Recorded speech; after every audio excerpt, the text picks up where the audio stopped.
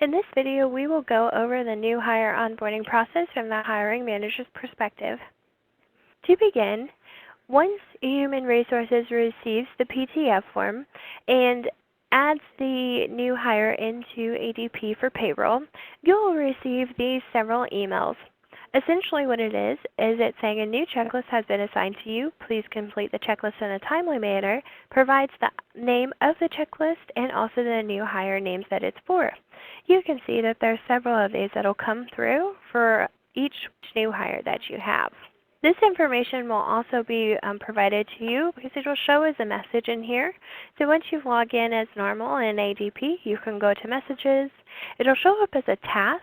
So if we go to View All Messages, we can see that a new hire checklist awaits completion. It's the EI-9 task checklist. We can go in here, and it's an easy way for us to follow up and make sure that these are completed and taken care of. And then save. And now that checklist is complete. It's important to remember that ADP will only notify you when the entire onboarding process is completed by the new hire. However, if you can take a more proactive approach and follow up to check on the status, you'll be able to complete your checklist as the new hire is completing the onboarding, and that way you're not in a situation where you have to review all of the onboarding items at once. So to be able to manage your onboarding process for your new hires, the best way to do that is to go to My Teams, Manage New Hire Onboarding. It takes us to a dashboard here, and what it's going to do is on this left-hand side, it's going to show onboarding status for any new hires. It'll break it into 3 categories, either not started, in progress, or completed.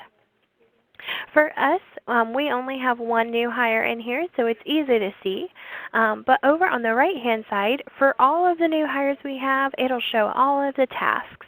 So at this point in time, the new hire has completed, and we can tell by clicking on the name, all of the categories, of the onboarding categories, except for the payment options. If we wish to send a reminder, maybe they didn't have their routing and account information at that time, we can go to Compose Your Message. It pre-fills this information that reminds them to complete the remaining of their onboarding activities, and we can just simply hit Send. Once we're back here, we can go ahead and see if we can complete any more of these checklists. We can just simply go to View Employees, click on the employee name, and then go through here and mark as needed.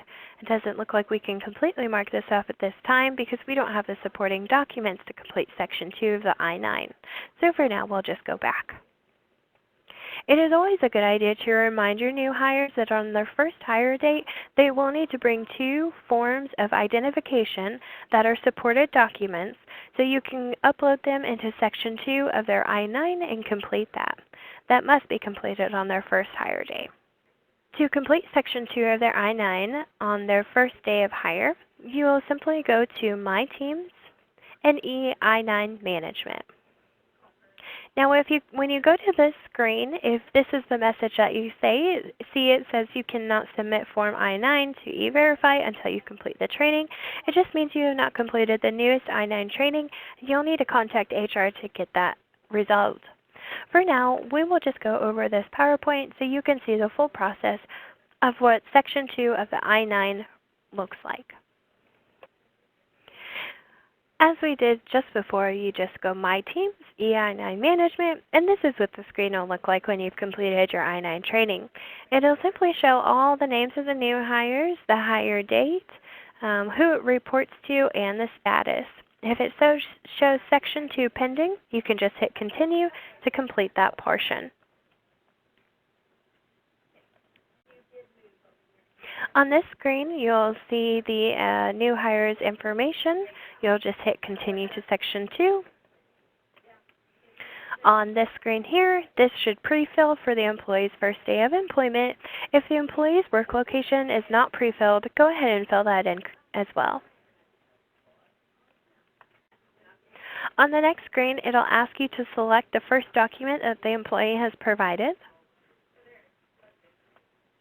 And below that, once you have scanned and saved the copy of the documents, You'll simply go to Upload Documents, Add File, select the correct file, and attach.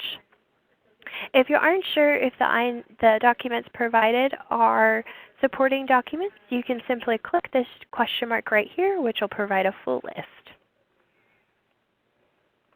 On the next screen, it'll ask you to verify the employer information. This should all pre-fill for you, but it's always good to double check. And on the next screen, it'll ask you to review and submit. You'll simply want to review all the provided information, and then you'll provide an electronic signature. You'll check the box to acknowledge and accept the above statement and electronically sign the form by putting your name here and your job title in the next box. Then you can hit Submit. On the next screen, it'll verify the Form I-9 has been submitted, and it'll provide you with a case number. Below, it may ask you, photo matching is required. Does the photo below match the photo on the document that the employee provided? You can click to enlarge, and then you'll just verify, yes, this photo matches the photo on the original document, or no, this photo does not match. Once that is complete, it'll say Employment Authorization Confirmed. Now all you have to do is close the case. To do that, you'll simply check the box and hit Close Case.